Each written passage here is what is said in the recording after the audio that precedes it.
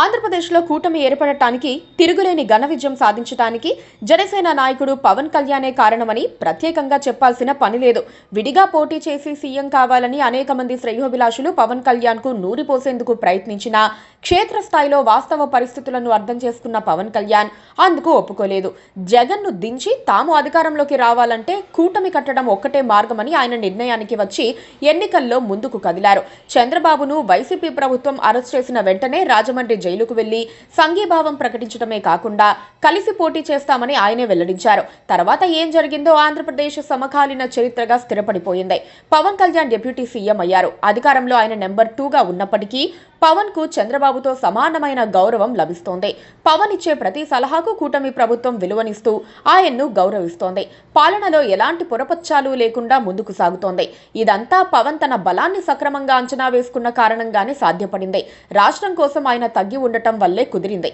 ఇప్పుడు తమిళనాడులో కూడా ఆంధ్రప్రదేశ్ తరహా పాలిటిక్స్ కు తెరతీసే అవకాశాలు కనిపిస్తున్నాయి.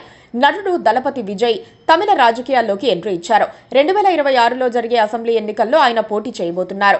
ఆయన పార్టీకి తమిళగ వెట్రి కలగం టీవీకే అని పేరు పెట్టుకున్నారు. ఎన్నికల వ్యూహకర్త ప్రశాంత్ కిషోర్ ను తమకు పనిచేయాలని విజయ్ కోరిందే తడవుగా ఆయన అంగీకరించారు. తమిళనాడులో పీకే ప్రాథమికంగా ఒక సర్వే చేశారు. దాని ప్రకారం అధికార డీఎంకేతో పోల్చితే కాస్త తక్కువగా అన్నా డీఎంకేకి ఆ రాష్ట్రంలో 25% ఓట్ షేర్ ఉన్నట్లు వెల్లడైంది. కొత్తగా పార్టీ పెట్టినప్పటికీ సినీ గ్లామర్ తో విజయ్కు 20% వరకు ఓట్లు వస్తాయని పీకే అంచనాకు వచ్చారు.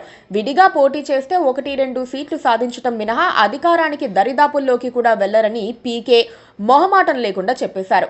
అన్నా డీఎంకే, టీవీకే మరికొన్ని చిన్న పార్టీలు కలిసి పోటీ చేస్తే 50% పైగా ఓటు బ్యాంకును సాధించి అధికారాన్ని చేజిక్కించుకునే అవకాశం ఉందని పీకే లెక్కగట్టారు.